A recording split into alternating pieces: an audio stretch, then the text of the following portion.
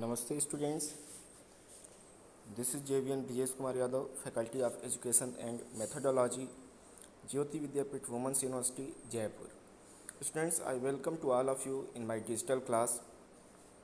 I have prepared this lecture for BSc B.Ed JBC first semester. Paper name is Diversity of Microbes. And students, so far we have studied algae, some of the general characters, features, habitat, reproduction. We have seen. After that we have taken individual species of particular group. Today's turn is of rhodophyceae, that is red algae, the general character. Okay, so let's start with general character. The habitat of rhodophyceae, most of the species are marine. Examples are Polysiphonia and Corallina. Students, I am telling you, as you move from simpler to complex in algae, their habitat will be from freshwater to marine. As you have seen in the case of Chlorophyceae, most of the species are of freshwater. Only few of them were in marine. But here the case is reverse. Most of the species are marine and very few are in freshwater. The examples of freshwater forms are Bactrocospermum and Lamnia. Some of the species are terrestrial in moist soil. Most red algae are lithophytes, means attached to rocks in oceans, in the bank of oceans. Some are epiphytic, example Polysiphonia. Some are parasitic. Harviella is the example of parasite. Some are semi-parasite, such as Polysiphonia fastigata. Okay, these are the some images of red algae. Corallina, that is marine algae. Polysiphonia, you can see, which is highly branched thallus. Then Lamnia, which is freshwater algae, and Bactrocospermum. Okay, so these are some of the images of red algae.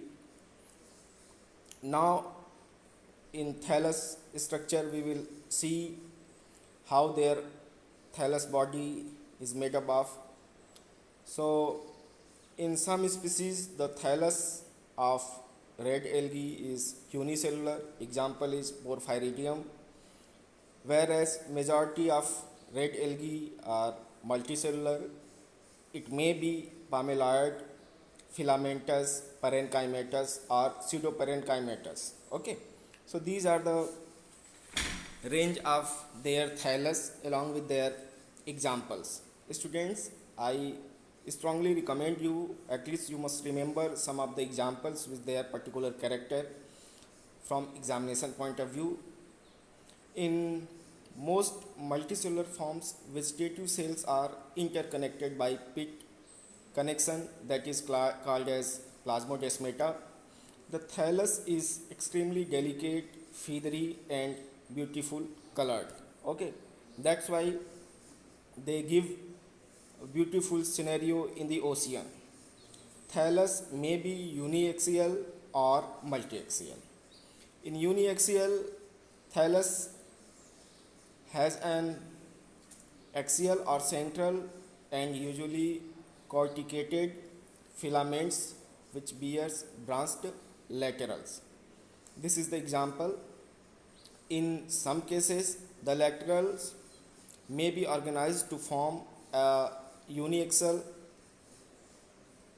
and pseudoparenchymatous thallus. Okay, in case of multiaxial thallus, which has a tuft or bundle of the axial or central filaments which gives radiating lateral to the margins, we will see in the images.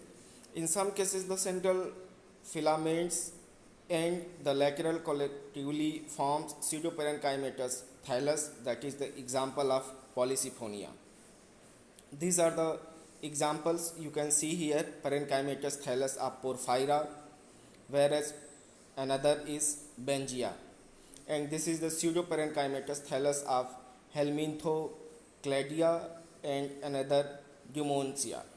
Okay. Now this is uniaxial thallus, that is example of Patrachospermum, whereas in multiaxial thallus Polysiphonia is there. Students, again I am repeating, you must remember these thallus along with that particular examples, because it may ask that in uniaxial thallus which alga belongs, which kind of example is there, so you must remember all those things. Okay. Now cell structure, that cell wall and protoplast. Cell wall is bilayered as in case of others. Outer layer is composed of pectic compounds and polysulfate esters. In some cases, the outer layer has a mucilaginous coating composed of sulfated galactane such as agar, carrageenan, furcelarane and porphyrin. Actually, these are the name on the basis of genus. In some cases, outer layer is impregnated with calcium carbonate. The inner layer is made up of cellulose. That is the actual cell wall component. Reserve food material is Floridian starch, Floridius, magno, manoglycerate, maltose, sucrose, trehalose. These are the very small amount of alcohols and fats. Along with that, nucleus 1 are multinucleated nucleus found in Griffithsia 3000 to 4000 nuclei per cell. Now reproduction, red algae reproduce vegetatively, sexually and asexually. Vegetative reproduction occur in rhodophyceae only in unicellular forms, such as simple fission or cell division found in Porphyridium. Fragmentation is found in multicellular forms. Okay. Now sexual reproduction carried out by spores. Spores may be monospores, which are large 4-nucleate aplanospores produced singly in the monosporangium. The example of production of monospores, Bactriospermum and Copsopogen. These are the two examples in which monospores are found. Another spores are neutral spores, which are non-motile asexual spores produced by the direct transformation of vegetative cell, which is found in Bengia.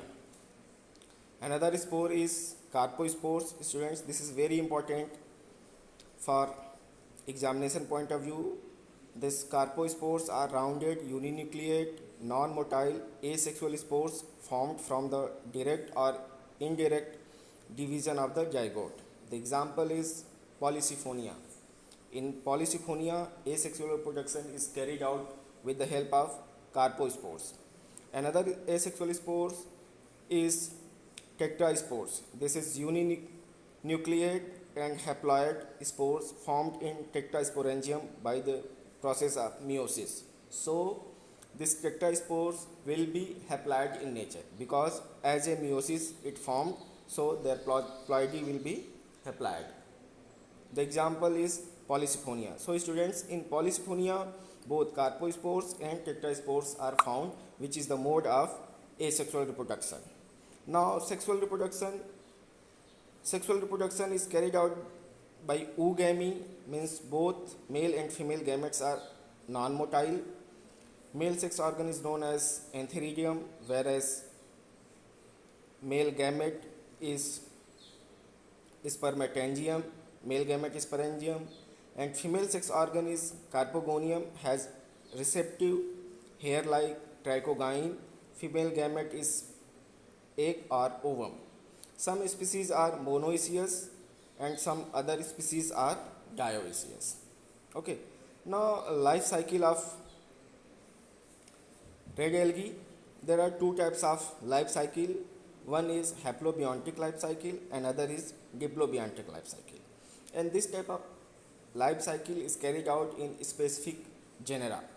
Okay, in haplobiontic life cycle there are three phases in the life cycle. Okay, two haploid phases and one diploid phases, that is zygote based. Okay, and example of haplobiontic life cycle is Bacteriospermum. Okay, in Bacteriospermum the life cycle is haplobiontic, means it has two haploid phases and one diploid phases. Now about diplobiontic life cycle. Okay, here also three phases in the life cycle, but two diploid phases and one is haploid phases, means this is just a reverse of the first one.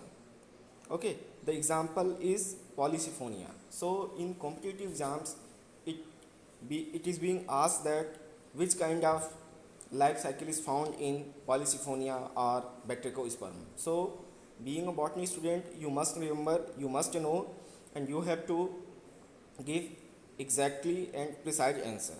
Okay, so students, in this way today we have seen general character, habitat, reproduction, morphology, and examples of the red algae. Students, on next day we will study a particular genus which is Polysiphonia in your syllabus. So for that, thank you very much.